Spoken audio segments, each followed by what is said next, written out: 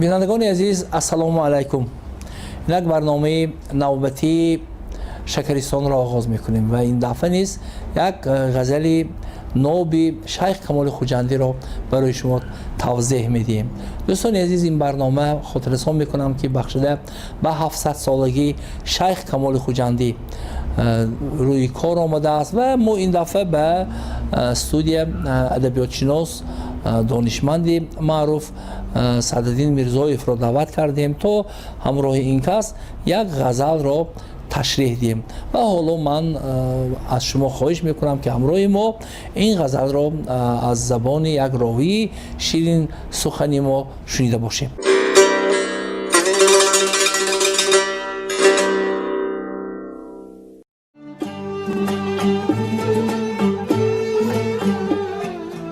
عرفات عشق بازان سری کوی یار باشد، به طواف کعبه زین در نروم که آر باشد. چو سری بر آستانش ز سری صفا نهادی، به صفا و مروه ای دل دیگرت چه کار باشد. قدمی ز خود برون نه بر ریاض عشق کانجا، نه صدای نفحه گور نه جفای خار باشد. به معارج اناالحق نرسی ز پای منبر، که سر است جای این سر که سزای دار باشد. ز می شبانه ساقی قدح نثار ما کن، نه از آن می که او را به سحر خمار باشد. به فریب وعده ما را مکش ای پسر که تشنه ز آتش بمیرد اولا که در انتظار باشد. نکند کمال دیگر طلب حضور باطن، که قرارگاه زلفش دل بیقرار باشد. دوستان عزیز، خوب میگذاریم به شرح بیت به بیت و من از برادر ارجمندم سعدالدین میرزایف خواهش میکنم که در توضیح این بیت ها سهم خودشان رو گذاشته باشند. خب بیت اول: عرفات عشق بازان سری کوی یار باشد، به طواف کعبه زندر نروم که آر باشد. مرحبا. سلامت باشید استاد سیدوف برای دعوت. واقعا غزلی که اینجا ما بررسی میکنیم یکی از غزل‌های بسیار معروف و شیوای حضرت خواجه کمال هست که بیت مطلعش هم عرفات عشق بازان سری کوی یار باشد، به طواف کعبه زندر نروم که آر باشد شروع می شود. این غزل اصلا از 7 بیت عبارت است و غزل‌های کمال اکثر 7 بیتی هستند و در وزن رملی مسمن مخبون که افاعل و تفاعل و فعیلات و فاعلاتون می باشد و معلوم است که قافیه این غزل یار و آر است که یعنی که این حرفی ایر حرفی روی است اینجا و از بس که دیگر حروف قافیه در اینجا نیست، این را قافیه مقیدی مجرد گویند که خواجه کمال در ساختن این گونه قافیه ها هم بسیار دستی خوب داشته است. و باشد اینجا ردیف است. با تأمل معنی بعضی واژه ها را توضیح میدیم و سپس معنی بیت را بیان میکنیم. در بیت اول که آن را مطلع گویند 2 تعبیر کلیدی است: عرفات عشق بازان سر کوی یار. یعنی عرفات که معلوم است که جمع عرفه یعنی روزی به هم آمدن حاجیان که در روز 9 ماه ذوالحجه مطابق به 30 ایلی 2020 می باشد. اونجا حاجی‌ها در کوه عرفه جمع میشن و دعا میکنن و به کعبه میروند. و سر کوه یار این منزل اساسی یار است. خواجه کمال مثل یک نقاش چیره دست اونقدر هنرمندانه، زیبا، مناسب این منظره را به تصویر میکشد. میگوید که عرفات عشق بازان سر کوه یار باشد. اگر ساده تر سخن کنیم، خواجه کمال اگر میگفت که سر کوه یار باشد عرفات عشق بازان، در همین حالت هم معنی پای برجاست. و به طواف کعبه زین در نروم که آر باشد. یعنی من از این زین در اینجا به معنی این راه است، این طریق. کعبه اینجا مقام وصال است، یعنی که من از این طریق، از این راه به کعبه نمی روم. که آر به معنی شرط. یعنی چگونه میشه که خواجه کمال میگه که من از این راه به کعبه نمی روم؟ مطلب این است که همون سر کوه یار برای حضرت کمال و عاشقان دیگر روز عرفات است، روزی به هم آمدن، روزی واخوری. و با استفاده 3 صنعت بدیعی خواجه کمال این بیت را جلوه بیشتر میبخشد. یعنی که هم تلمیح هست، هم چنان که شما میدونید هم تجنیس است، هم ایهام است. تلمیح آن که اشاره به قصه آدم است. در کتب ادبی نقل است که وقتی که مام و حوا و آدم را از بهشت میرانند، گویا مام و حوا به شهر جده و آدم علیه السلام به سرندیب هندوستان آواره میشود، تبعید میشد و آنها در فراق همدیگر بسیار میسوزند و زاری و تولا میکنند و در همون کوه عرفه به هم وا میخورند. همون قصه را شیخ کمال اشاره میکند. و یار آر اینجا تجنیس است، تجنیس خط یا تجنیس خطی گویند یا تجنیس لاحق. و ایهام به معنی دخوره اینجا است که هم ببینید که از بیت اول روشن است که لطافت و عذوبت شعر خواجه کمال بسیار دلنشین و رنگین است. آهنگ قوی، وزن سبک به خواننده امکان میدهد که به یک بار خواندن مطلب‌های اساسی در ذهن و زبانش نقش بندد. تشکر. خب به هر حال این غزل چخیلی که شما گفتید یک غزل عرفانی است و انا همون منظره زیارتی خانه خدا گویا اینجا احساس میشد. و میگذاریم به بیت دوم. چو سر بر آستانش زی سری صفا نهادی، به صفا و مروه ای دل دیگرت چی کار باشد؟ بله، معنی بیت آن است که خواجه کمال با به کار گرفتن واژه و تعبیرات بسیار شیرین یک معنی دلچسب هم ساخته است. میگوید که خواجه کمال در بیت دیدیم چو سر بر آستانش زی سری صفا نهادی. اگر تو بر آستانی داری خداوند، عموما بر آستان که اینجا جای عبادت، از سری صدق و صفا، از سری اخلاص نهادی، ضرور نیست که به صفا و مروه دل بندی. یعنی کمال اینجا صفا و مروه اون کوه هستند که حاجی ها زیارت میکنند. بله صفای اول در بیت یکم معنی واژه صفا صدق، صفا تازگی، پاکیزگی، آزادی، زیرا که خود شیخ کمال یک انسانی وارسته، یک انسانی آزاده بودن. و صفا و دوم همچنان که شما گفتید اشاره به کوه است، صفا و مروه که حاجیان زیارت میکنند. اگر میگه شیخ کمال تو از سر صدق و صفا بر آستان دری خداوند بندگی به جا آوردی، اون صفا و مروه تو همان است. ضرورت نیست که به صفا و مروه دل بندی. همون صفا و مروه همون صدق و صفای تو است. بله، یعنی اینجا خواجه کمال خوجندی صداقت، ایمان، صفای باطنی انسان از اون کارهایی که در زیارت خانه خدا به انجام میرسانند بالاتر میسابد، یعنی مهمتر میسابد. همین خیلی. بله، بنابراین چو سر بر آستانش زی سری صفا نهادی گفتنی شاعر اشاره به خودش هم هست، چون که قهرمانی لیریکی غزل خودی خواجه کمال است. بله. خوب میگذاریم به بیت سوم و اینجا شاعر میگوید قدم زی خود برون نه بر ریاض عشق کانجا. قدم زی خود برون نه بر ریاض عشق کانجا، نه صدای نفعی گل نه جفای خار باشد. خب خیلی زیباست.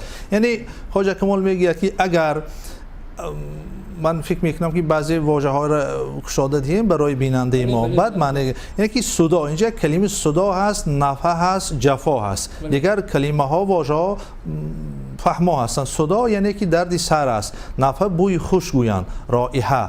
جفا معلوم که جفر و جفا است. خواجه کمال میگه اگر انسان یک قدم از خود برون نهاد، یک قدم از خود برون نهادن یعنی چی؟ زحمت و تلاش و به کمال رسیدن است اینجا. اگر یک قدم برون نهی، اون هم در مقام عشق، یعنی که در تحمل و طاقت عشق و به اون مرتبه میرسی که اونجا نه دیگر بوی گل است و نه دیگر جفای خار است. هم اینجا بینید تضاد مقابل هم هست، گل و خار. منظوری شاعر چیست؟ منظور شاعر این است که انسان باید همیشه در تکامل، در تکاپو باشد که به کمالات معنوی برسد. این اشاره به یک نوع جهانبینی نقشبندی هم هست، قدم از خود برون نهادن. یعنی که کوشش کند که انسان همیشه باید به پیش رود، هم در زندگی، هم در علم، هم در کار، هم در معنویت. خب سلامت باشید. خب میگذاریم به بیت چهارم که واقعا اینجا هم تلمیح نهفته است و شاعر یک معنی جالب بیان میکند.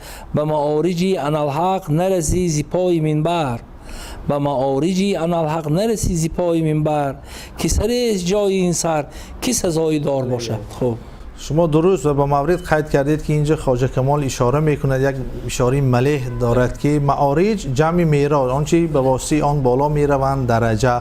خب انالحق اشاره به همون منصور الله جسی، قصه معروف است در ادبیات ما. میگوید که خوب یک ویژگی های غزل کمال آن است که این بیت ها به همدیگر رابطه دارند. یعنی اون بیت پایان بیت بالا را توضیح میتید یا بیت دوم بیت اول را توضیح میتید. میگوید که اگر خواهی که به همون درجه که بسیار بلند است و حلاج که از اون مست شد، مست عشق شد، بله منصور حلاج مست عشق شد و برداشت کردن نتوانست و گفت که انالحق، خواهی که به همون پایه برسی، تو از پای منبر به اون مقام رسیده نمیتونی، چون که منبر جای وعظگویی است، جای خطبه‌گویی است. یکی اینجا کمال میخواهد بگوید که اینجا مسئله عاقلان و عاشقان و نشان دادن پایان راه آنها است و با رای آن که تو به اون معارج برسی باید زحمت بسیار کشی، از راه عشق به اون مرتبه باید رسید که سرش جای این سر که سزای دار باشد. یعنی هدف کمال خوجندی. خب در همین مورد حافظ شیرازی هم میگوید، یک بیت جالب دارد. حافظ شیرازی میگوید نه گفتمان یار کزو گشت سری دار برم، جرمشین بود که اسرار هویدا میکرد. یعنی اینجا مطلبی بازم برمیگردیم، یعنی کمال خوجندی اینجا جهانی ظاهریه، جهانی باطنی نمیخواهد که به جهان ظاهری قربان کند. یعنی اینجا هدف این نیست که مثلا در پای منبر باشی، یعنی در پای منبر بودن این معنی آن را ندارد که تو الکای انالحق باشی، بلکه تو باید سری داشته باشی که سزای آن دار باشد. یعنی برای انالحق در مقام انالحق رسیدن این فقط بله اختیاری به دار کشیدن خود نیست. بله همین خیلی خب معنی زیبا هست. بله خب میگذاریم اینجا به بیت پنجم. همین خیلی خب زیمه شبانه ساقی قدح نثار ما کن، زیمه شبانه ساقی قدح نثار ما کن، نه از آن می که او را به سحر خمار باشه. اینجا خواجه کمال یک نوع از موضوع عرفانی، اینجا بیت عرفانی است اما یک نوع هنر شاعرانه را بیشتر نشان داده است. می شبانه، یعنی در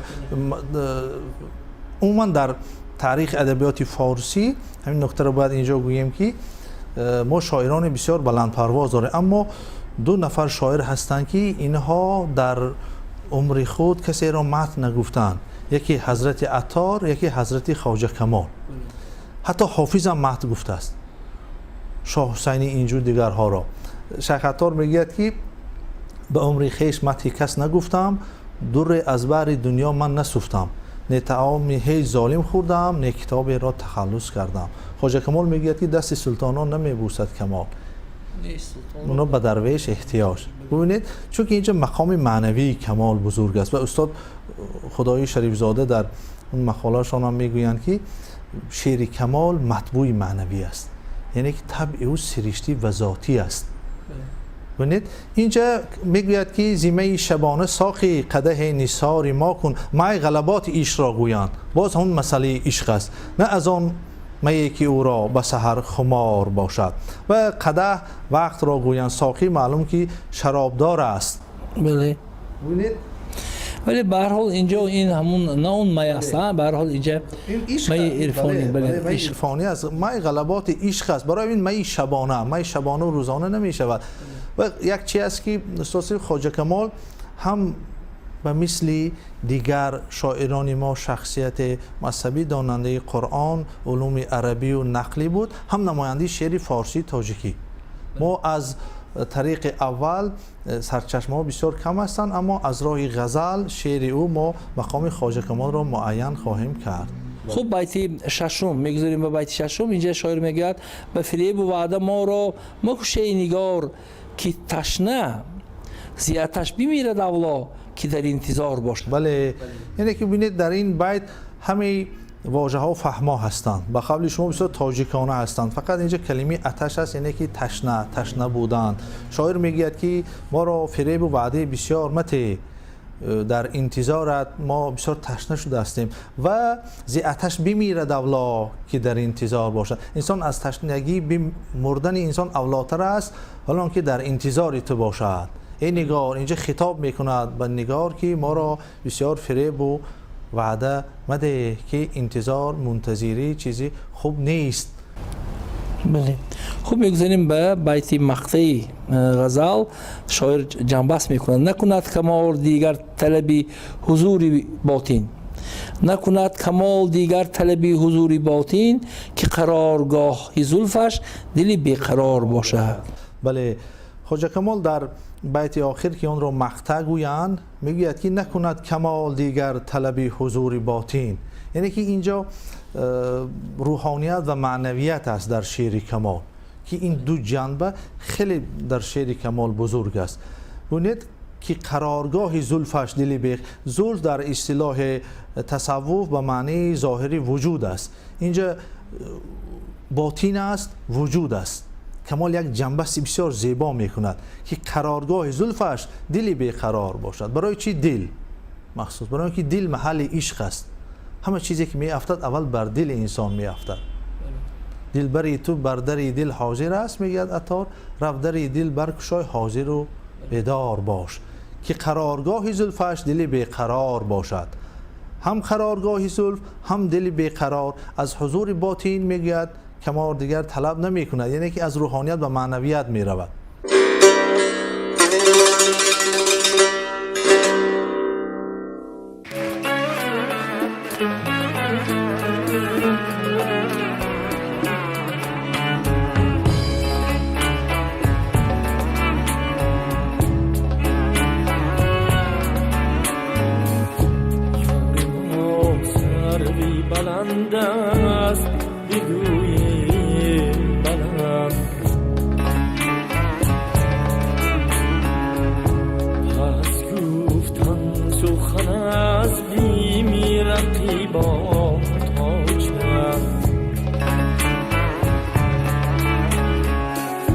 دامنش دیر به دستم فی تبو حلقه زود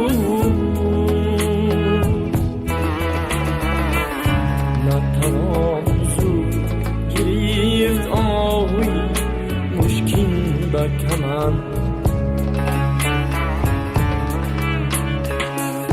نتوان زود گریفت آهوی مشکین به کمن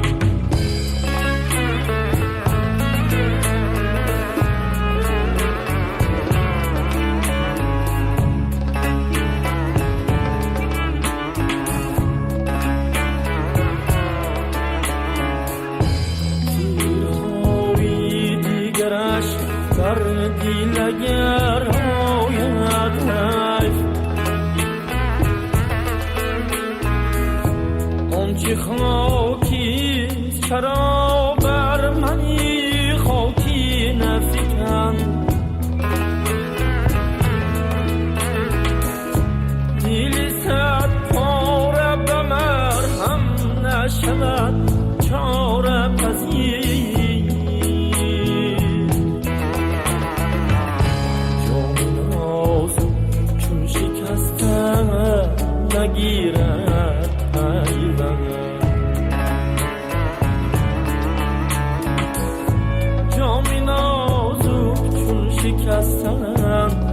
نگیرد پیوند.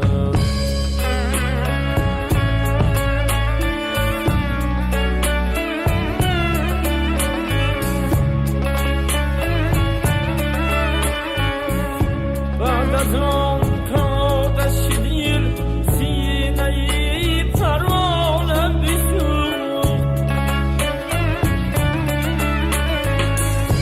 شب خواهی به هلاکش بگیری خوابی خمر.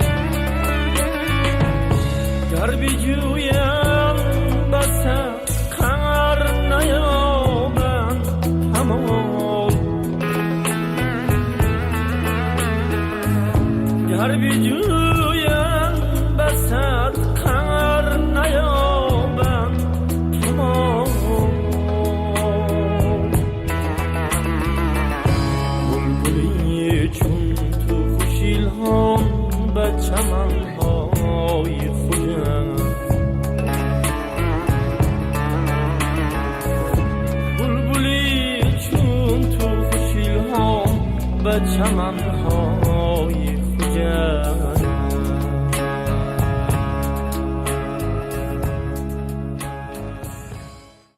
خب فکر میکنم که این غزلی که اینجا تحلیل کردیم یک غزلی عرفانی است و من میخواستم که همین مطلبی که کمال خوجندی اینجا بیان کرده است اینجا جنبست کرده باشه. بله. خب ملاحظه می شود که قلمروی معنوی شعر کمال نه تنها در خوجند و تبریز بلکه به شبه قاره هند، پاکستان، آسیای صغیر راه یافته است، زیرا که پیش از همه کمال یک شخصیت بسیار بزرگی عرفان بود، یک شخصیت بسیار وارسته بودند، آزاده، اصیلزاده که افتخار ما تاجیکان است.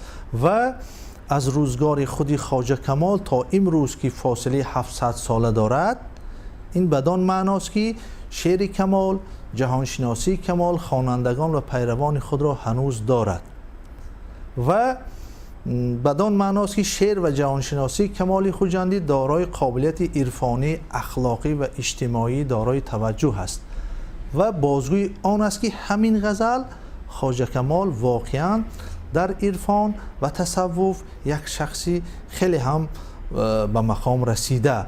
ببینید که خواجه حافظ اولین نقد را اگرچه به شعر خودی خواجه کمال میگوید، شعری تری چون آب نگوییم چی گوییم، یا که در علم محققان جدل نیست. همین محقق اشاره به خودی خواجه کمال است. محقق معنی عارف را دارد. ببینید در سخن لطف الهی به تو یاره است کمال، ورنه 100 سال و فکر این سخنان نتوان ساخت. همون خواجه حافظ زمانی وقتی که نقل است که دولت شاه اینها نقل میکنند که غزل خواجه کمال را میبرند، تشنگان را مژده از ما ببر، گفتم به چشم، ملاحظه کرد و خواجه حافظ گفت که مشرب این بزرگوار عالی است و سخن او صافی. همین نقد خواجه حافظ برای ما کفایه است، چون خواجه حافظ تواناترین غزل سرای زمانی خود و از همین دیدگاه به شعر کمال مینگرد که مشرب او عالی است، سخن او صافی. منطق این است که مقام معنوی خواجه کمال بسیار بزرگ است، بسیار بلند است. سلام علیکم. تشکر. فکر میکنم که امروز یک غزل جالبی خواجه کمال خوجندی از جانب ادبیات شناس سعدالدین میرزایف استاد دانشگاهی دولتی خوجند به نام اکادمیک بابا جان غفور توضیح یافت و اندیشه میکنم که دوستان ما، اونهایی که ما رو پیوست تماشا میکنن، امروز برای خودشان یک چیزی تازه، یک چیزی نو رو گرفتن و من از مهمانی ارجمند سپاسگزاری میکنم که امروزه برنامه و در برنامه ما شرکت ورزیدن، غزلی رو توضیح دادن و برای بینندگان، اونهایی که ما رو پیوسته تماشا میکنن، سعادتمندی، خانه آبادی تمنا میکنم و آرزو میکنم که همیشه شعری کمال با شما باشد.